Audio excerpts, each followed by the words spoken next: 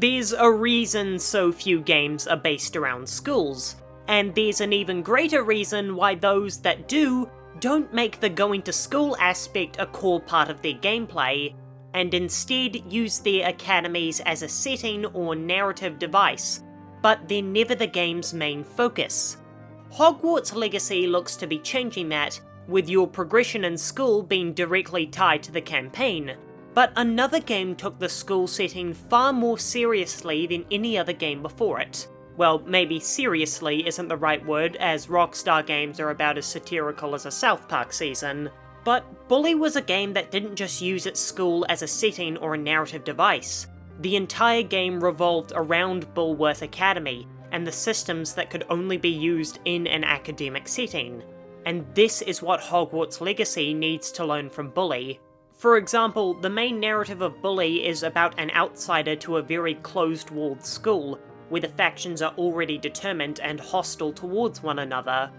The goal of Bully was to be accepted, or more accurately acknowledged by all these factions, and become king of the school and in turn bring peace to the playground. Hogwarts Legacy can learn from this by taking Bully's faction meter and applying it to the 4 houses. Since Hogwarts Legacy will start with a player choosing a house, they might have to work their way to a high-ranking seat within their house and then turn their attention towards the other cliques. Where Hogwarts has an advantage over Bully is in its RPG genre. Bully is a linear story with no player choice, so no matter what the player does, they will eventually rule every faction by following the campaign without making decisions for themselves. This is the correct choice for a game from Rockstar, who've been proving themselves an industry leader in storytelling for over 20 years. But the narrative doesn't play as significant a role in an RPG as it would in an action game like Bully.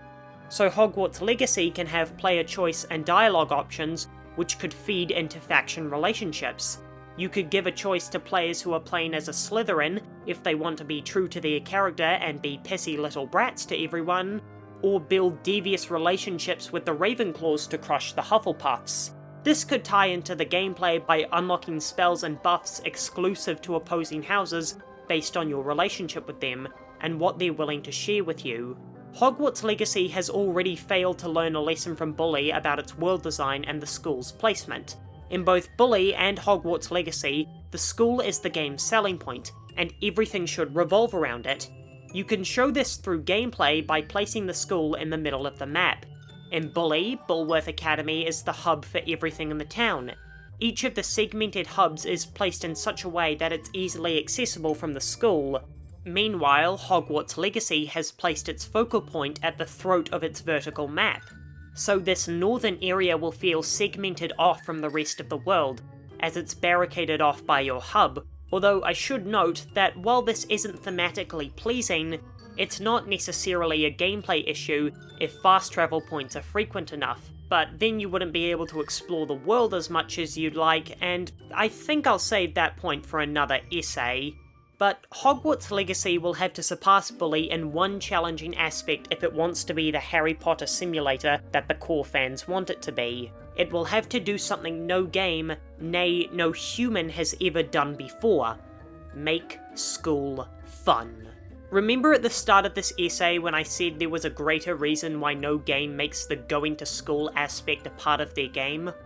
That reason is that school is agonizingly boring.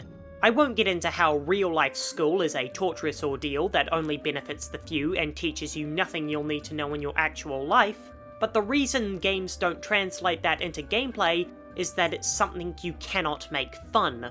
Bully does it the best, and it's just mini-games that give you rewards you don't actually need to beat the game. Oh wait, maybe it's going for realism.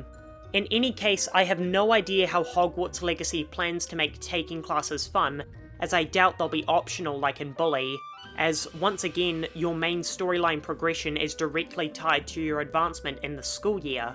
Hogwarts Legacy has almost every advantage over Bully: a more interesting setting, a more expansive world to explore, but Rockstar's Delinquent Simulator may still prove to be the superior game, thanks to its masterfully written satirical dialogue and its vastly explored main character. While Hogwarts will most likely be the best school in gaming, the better game remains to be seen. until I declare a winner in my story review of Hogwarts Legacy coming in the next few days.